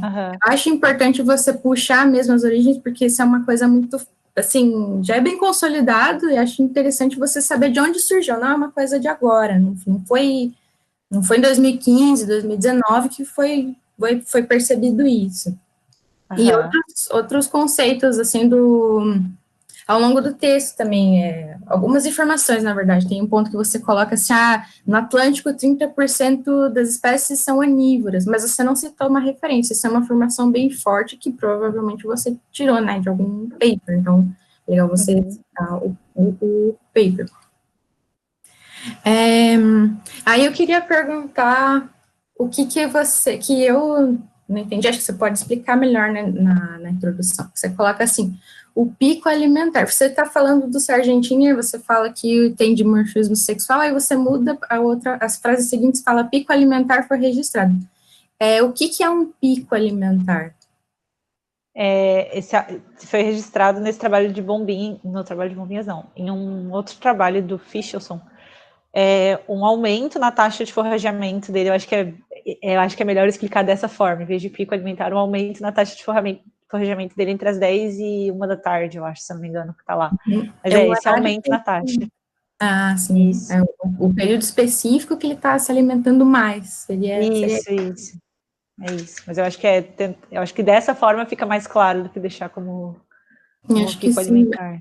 Eu penso assim, em termos dos conceitos, assim, ficando bem, bem sólidos para todo mundo que está lendo, né? Bom, daí eu tinha comentado sobre as hipóteses que o Bruno levantou, que você coloca as hipóteses, mas aí você não coloca a predição. E aí eu até comentei assim, às vezes você não precisa só dizer assim, eu espero, a hipótese é que aconteça isso por causa daquilo. Às vezes você não precisa deixar tão redondo, mas nas outras... Ao longo do texto, né, que fique claro. Tá. Eu achei passando para os objetivos, que um dos seus objetivos específicos, ele é a mesma coisa do objetivo geral. Então, eu até coloquei aqui para você pensar se vale a pena deixar, porque o seu objetivo geral é quantificar lá a periodicidade e a dieta. E aí, no objetivo específico, está aqui, qualificar e quantificar a dieta na costa brasileira. Então, tem isso, tá repetido. Não sei vocês que sabem se pensam ou não. Tá, vou dar uma olhada. Tá, vou pular uns outros detalhes aqui. Aí com relação ao método de amostragem. A hora que o professor Renato falou sobre o N amostral, eu fiquei pensando isso desde que eu comecei a ler, mas quantos indivíduos você tinha por classe de tamanho e por horário, né, porque você classificou por horários lá. Qual foi o seu N amostral em todas as categorias? E aí você coloca também uma informação que, assim, para mim chama atenção, que em Arraial tem uma sazonalidade, tem a ressurgência e tem sazonalidade. E aí, na sua amostragem, você levou isso em consideração, porque se tem um aporte de nutriente que é sazonal, se você coletou nas duas estações, beleza. Mas se não, isso poderia influenciar, né? Você não acha que poderia influenciar a dieta, os nutrientes? Então, fiquei pensando nisso. Qual que foi o seu N por categoria? Porque eu vi que depois você comentou, né? Teve muitos indivíduos, mas eu fiquei pensando por cada categoria, quantos que tem. Para comportamento, teve um N considerável, acho que para todas as categorias e também todas as categorias de horário, também não só de tamanho. A dieta pecou um pouco nisso por conta do N que a gente já tinha em termos de estômagos, né? A gente já tinha uma quantidade definida de estômagos para trabalhar aqui. A gente não definiu antes, tipo, a gente vai fazer esse trabalho, então a gente vai precisar de tantos estômagos. Os estômagos eles já tinham lá, a gente definiu o trabalho com base nisso também. Então, eu acho que, por conta disso, acabou ficando um N baixo em relação às classes também de tamanho. Não teve um N relativamente grande para nenhuma Mas das classes. E mesmo na análise que você fez para ver o comportamento lá, a preferência do substrato, o N era balanceado? Digo assim, para uma categoria você tinha um tanto pequeno e o outro muito, sei lá, centenas, você teve 1000 e poucas observações. A única categoria que teve um N relativamente baixo relativamente baixo não, ele foi baixo, foi de machos, né, em cuidado parental, que em Arraial do Cabo a gente nem conseguiu observar nenhum, e em Santa Catarina foram bem poucos também, porque era realmente os que estavam presentes naquele ambiente, né. Mas as outras classes de tamanho, tanto da CT1, CT2 e CT3, todas elas tiveram um N bem próximos, assim. Em Arraial do Cabo mesmo, quando a gente fez, porque Santa Catarina a gente já tinha os dados, né, os dados do Floyd. Em Arraial do Cabo, quando a gente fez, a gente tentou fazer de uma forma que a gente tivesse um N parecido para todas as classes de horário e para todas as classes de tamanho, para não ter tanto esse problema de, em uma classe a gente vai ter 3 indivíduos e em outra a gente vai ter 900. A gente tentou balancear um pouco isso para não ter tanto esse problema. Porque o seu teste que deu significativo foi entre a classe de tamanho essa que você comentou, né? Foi, o teste em Santa Catarina que deu significativo foi para a classe de machos, que foram vistos forragiano em ovos, né? Eu acho que justamente por isso que deu significativa, porque foi a única classe que foi vista forragiano nessa categoria, assim.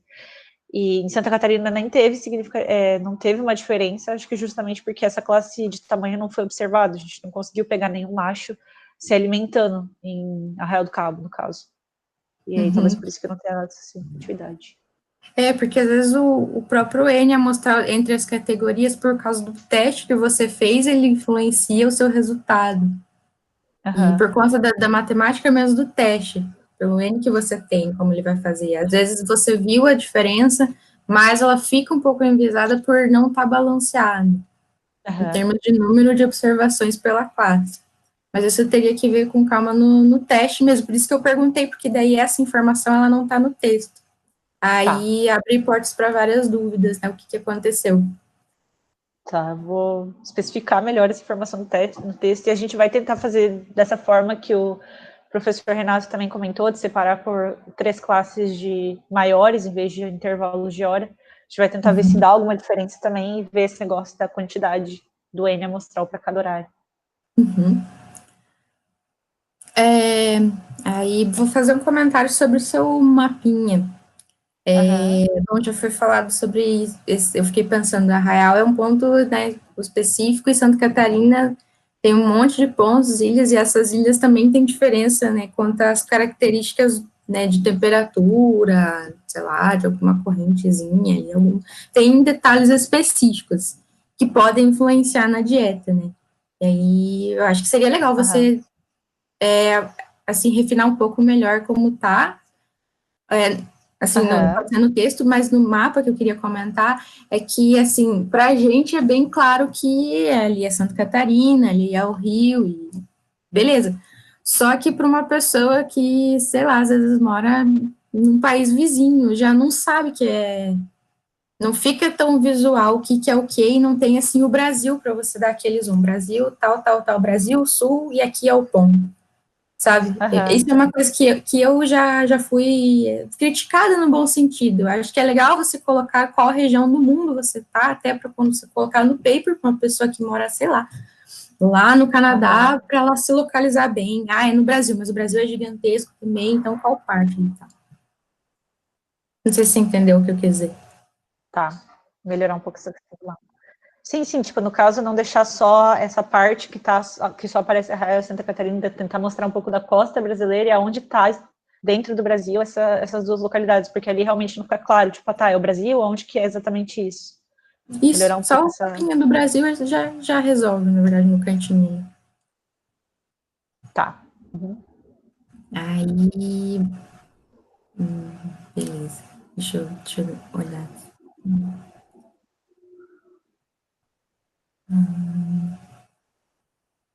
Tá. Aí você, vou fazer um comentáriozinho. São pequenas contribuições, na verdade. Quando você fala que você identificou os itens, aí você identificou o menor nível taxonômico possível. Ok, mas você se baseou no que ou em quem? Ou você olhou todos os itens e você sabia todos os itens quais eram? Não. Queria, né? Se fosse, mas não. A gente foi se baseando na literatura, né? Tipo, com base nos livros e a ajuda de outros professores, assim, mas... Eu acho que é importante você colocar, assim, que foi identificado, aí com o auxílio da bibliografia específica, você pode citar alguma bibliografia aí de especialistas. Até também contemplar quem te ajudou, né, nessa parte. Sim, inclusive você, obrigada, Fer. Não vai pensando em mim que eu falei. Não, mas vou colocar. Tá, eu vou fazer algumas perguntas agora sobre a parte estatística, tá? Tá. Por que você usou o teste de Friedman? Lucas, me ajude, por favor. Então, a gente pensou, o trabalho do Floyd, ele usou também o teste G, eu não lembro por que a gente não escolheu ele. Espera um pouquinho. A nova multifatorial. A opção não paramétrica da nova. Tá, tu conseguiu escutar? Isso é porque ele é não paramétrico. Isso. Só que para você começar com não paramétrico, é interessante você falar que, assim, seus dados não foram paramétricos, né? Então, se ele não é paramétrico, ele não seguiu uma distribuição normal. E como você sabe isso? Não, na hora de fazer, isso realmente não foi colocado no texto, mas na hora de rodar o script, foi rodado primeiro a opção paramétrica, né, da nova, mostrou que não teve uma distribuição normal no gráfico. Como não teve essa distribuição normal, a gente teve que usar um teste que considerasse essa distribuição não normal. E aí, por isso foi escolhido o teste Friedman. Entendi o que tu quis dizer, tá? Colocar isso na metodologia, no caso, né? Você pode colocar. às vezes você nem precisa, assim, detalhar, mas eu acho que é super importante, ainda mais se você gosta de ecologia e vai entrar na pós, logo você ter isso bem, né, já começar a ir pensando nisso, porque é a primeira coisa que você faz com os dados, olha para os seus dados, o que que eles te mostram, qual é a tendência, porque é isso que direciona o seu teste. E não é quando você faz o teste e depois você vê. Primeiro você olha a distribuição dos seus dados. Ah, eles são normais, eles não são. Agora eu vou ver a minha pergunta e vou ver o teste que responde essa pergunta conforme a natureza dos dados para a matemática ficar correta. Né? Isso que faz sentido. Uma coisa que eu colocaria a mais que você fez uma PCOA. E aí, para você fazer a PCOA, você fez uma matriz de distância antes. Você teve uns passinhos antes. Então, você só acrescentasse, eu fiz a PCOA e eu escolhi a tal matriz. Não ficar assim, então, tu fez uma PCA, mas ela surgiu com a matriz. Que matriz surgiu de onde? Tá.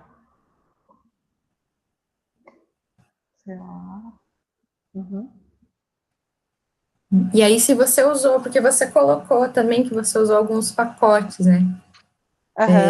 Do modelo. Queria saber se você usou, acho que você usou algum outro pacote também para os outros testes, né? Você colocou o pacote para o modelo nulo. Sim, aí, só coloquei o modelo nulo a gente usou um pacote específico lá, né, com um algoritmo, que ele tem vários, a gente escolheu um dos algoritmos para usar o modelo. Eu acho que o teste de Friedman também tem o pacote do R. Na verdade, todos eles têm um pacote específico que a gente utilizou, né? Eu só acabei especificando melhor para o modelo nulo, Isso, caso utilizar os pacotes usados. Colocar, eu acho que acrescenta.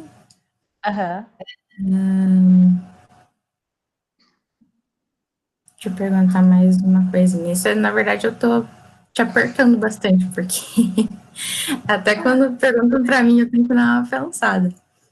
Mas, assim, você fez uma permanova para ver se a dieta era diferente entre as populações. Essas populações que você está considerando é população entre áreas. Quando você parte para a dieta, você só está considerando Arraial Santa Catarina. Cada uma é uma população, é isso? Isso, cada uma é uma população. A gente usou tanto a permanova, o modelo nulo também foi para aí, foi meio que para identificar o índice de Pianka, que também foi entre essas duas populações, mas sempre entre essas duas populações. Então, considerando as espécies analisadas em Arraial do Cabo e em Santa Catarina como populações diferentes. Tá. É porque eu fiquei pensando, assim, a linha de raciocínio. Você queria ver se tinha diferença na dieta. Aí, beleza, você fez uma permanova e ela mostrou para você que a dieta não é diferente. A dieta é semelhante. Beleza. Isso. Eu não achei esse resultado na parte de resultado. Sim. Sabe? A permanova deu tanto, não foi significativa. Na parte de resultados tem a PCLA e tem o índice de Pianka que mostra a alta sobreposição, e aí a permanova acabou sendo só para confirmar e a gente não colocou nos resultados, mas colocar ela ali. Eu só fiquei pensando também no por que você construiu o modelo nulo, assim, achei que, claro, tá super robusto, ficou bem legal, mas aí, beleza, a permanova, ela faz permutações, né, você pode escolher, e ela vai te dizer que não tem diferença, ela te disse que não tem diferença, você pode dizer ou pode não dizer, ela disse que não tem diferença. Então, se não tem diferença, elas são semelhantes, elas devem ter alguma sobreposição, então você fez o índice de Pianka. O índice de Pianka te mostrou que tem sobreposição. Beleza, aí você fez mais um modelo nulo para você testar. Eu senti que você, assim, tipo, é isso mesmo. Eu tô lá, tem 4 testes mostrando que é isso mesmo. As dietas têm sobreposição. Eu não sei se... Porque aí você também não colocou... que me engolir. Tipo isso. E porque você também não mostrou o gráfico do modelo nulo que você mostrou na apresentação. Ele ficou bonitinho. Então, assim, não é que ficou redundante, mas é que você mostrou por A mais B, às vezes ele não acrescentou tanta informação, se realmente está comprovando, aí eu não sei se pensar em acrescentar o gráfico, ou explicar um pouco melhor também, para né, já que você fez várias análises, ou não estou dizendo para tirar, assim, mas talvez explicar melhor o porquê, o que acrescenta, o que não acrescenta, só para pensar sobre. Tipo, várias análises, assim, que na minha opinião não mostram, assim, algumas mostram dão quase a mesma resposta, né? Tá, então, ou explicar melhor essa questão desse modelo, ou talvez tirar ele. A gente vai dar uma conversada aqui sobre... Só para pensar. Então, a Ângela acabou de colocar, acho que a Permanova, ela não mostra um valor. Então, foi isso. A PCOA mostrou, junto com a Permanova, essa sobreposição, o índice de Pianca, ele deu esse valor, que completou essa sobreposição, tipo, tá, então, tem uma sobreposição. Como que é a sobreposição? Ela é isso aqui, de acordo com o índice de Pianca. E o modelo nulo foi, tipo, tá, nós temos esse índice de Pianca com esse valor, ele é realmente o que é esperado, ou ele foi um valor aleatório, tipo, que pode não ser o esperado, e aí daí surgiu o modelo nulo. O índice de Pianca, ele quantificou essa relação, e o modelo nulo, ele comprovou essa quantificação. Mas eu acho que talvez tenha que explicar um pouco melhor o porquê que a gente utilizou todas essas análises, ao invés de, tipo, por que a gente só não utilizou a Permanova e a PCOA, por que a gente fez o índice de Pianca, e por aí explicar um pouco melhor essa questão. Eu penso na ideia final que você quer mostrar, porque a Permanova, realmente, ela não mostra um valor de sobreposição, ela te mostra se os grupos são diferentes ou não, com base em permutações, né, com base nos grupos que você tem. E aí, na verdade, a sua pergunta é, as dietas são diferentes ou são similares? A Permanova te mostrou que elas não são diferentes, elas são similares. Quão similares elas são? Pianca confirmou. Aí você fez mais um modelo nulo para dizer, não, mas o Pianca tá certo, sabe? Foi uma cadeia de coisas, uma reforçando a outra. Daí, na minha opinião, não sei se precisaria, assim, de tudo. Para responder a sua pergunta final, sabe? Porque daí depois, ou você tem que explicar tudo bem certinho, o que cada um reforça, o que cada teste reforça o outro, né? E respondem a sua pergunta. A estatística é uma ferramenta para você responder uma pergunta, né? Se ela respondeu, beleza. Se um teste respondeu, beleza. Tá, a gente vai dar uma conversada em como definir melhor, amarrar melhor essas várias estatísticas, assim. Ou talvez, só para pensar, tirar uma delas. É porque eu fico pensando, às vezes a gente fica, né, a estatística é legal e dá para mostrar várias coisas e, nossa, tem vários testes, né, eu poderia falar para você fazer, por que você não fez, sei lá, um NMDS no lugar da PCOA, por que você usou uma PCOA, mas é porque daí, às vezes, o trabalho começa a direcionar muito para estatística, muito para vários gráficos e não sei o quê, e aí, mas é interessante pensar mais na pergunta e na sua resposta do seu trabalho. Às vezes uma estatística também, que não precisa também ser tão rebuscada, já responde, fica tudo certo. Tá.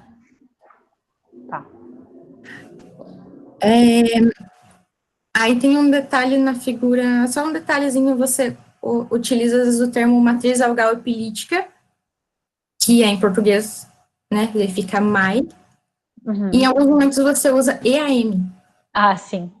Só para você padronizar. Claro que depois no paper vai ficar em inglês, né? Esse foi o problema. A gente começou a escrever esse trabalho todo em inglês. E aí depois a gente alguns problemas aconteceram ao longo do caminho e ele teve que ser escrito como um formato de monografia em português. E aí acabou ficando essa confusão, mas é uma coisa que eu tenho que arrumar, são esses termos que estão em inglês ou em português, dependendo do lugar que eles estão. Mas é bom reforçar isso. Sim.